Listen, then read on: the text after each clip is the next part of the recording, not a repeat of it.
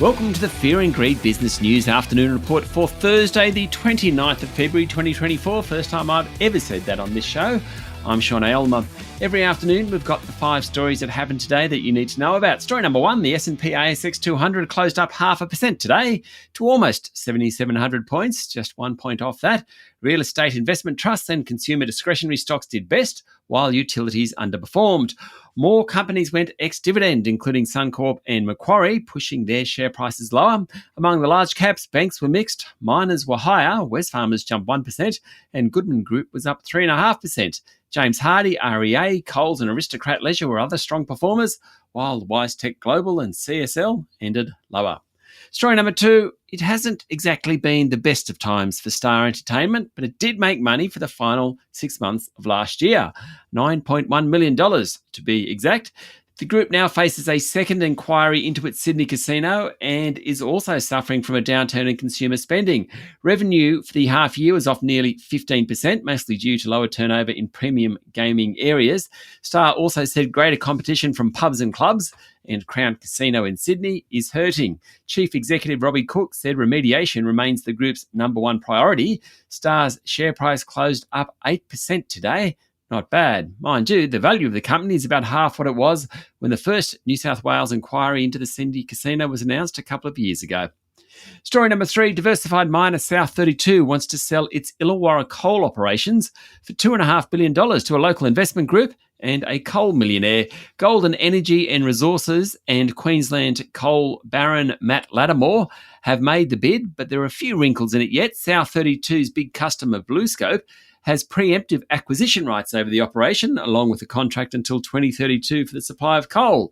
Today, BlueScope said it's considering its position. If BlueScope exercises its right, then the asset will be sold to the Steel Group on the same commercial terms and conditions as the current bid. South32 boss Graham Kerr said the coal exit was part of the company's strategy to reshape its portfolio towards commodities critical in decarbonisation. Story number 4, it's the last day of profit season, so plenty to wrap up. I'll give you the highlights at least. Ramsay Health Care's first half profit was up 250% on the back of a sale of its Asian joint venture, but high inflation is hampering a recovery in profit margins in its normal operating business. The company did benefit from a weaker Aussie dollar as offshore earnings in Europe and the UK were brought back home. Its share price closed up 7%, one of the best of the top 200 today. Pokies manufacturer Ainsworth Gaming Technology made a $9 million loss for the financial year, ended December 31, despite growth in its North American and Latin American markets. The loss was blamed on a foreign currency loss and write-offs of an investment in Argentina. Toll road group Atlas Arteria posted a 6% rise in annual net profit as traffic rose on most of its toll roads in the US and Europe, except its newest acquisition, the Chicago Skyway. Finally, takeover target Southern Cross Austereo, owner of Triple M and Hit Radio Networks, has doubled its cost-cutting target after a strategic review, a drop in revenue, and a 71% fall in net profit. SCA is considering a takeover bid from rival ARN Media and Anchorage Capital Partners at the moment. And finally, story number 5, the US Supreme Court has agreed to decide Donald Trump's claim of immunity from prosecution on charges brought by a special counsel involving his efforts to overturn his 2020 election loss, further delaying Mr. Trump's criminal case as he seeks to regain the presidency.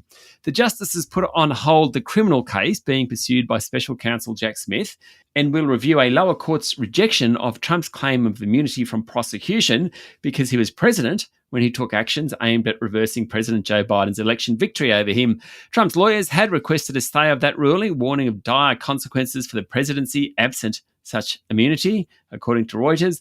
The case once again thrusts the Supreme Court into the election fray, just as the justices are due to issue a ruling on whether to overturn a decision by Colorado's top court that barred Mr. Trump from the state's Republican primary ballot based on a constitutional provision regarding insurrection. Trump, of course, appointed 3 of the 9 justices when he was president. That's it for the afternoon report for Thursday, the 29th of February, 2024. Don't forget to hit follow on the podcast and find Fear and Greed on LinkedIn, Instagram, X and Facebook. Join Michael Thompson and I tomorrow morning for the Fast 5 by Fear and Greed. Top 5 business stories you need to know in just 5 minutes. I'm Sean Aylmer. Enjoy your evening.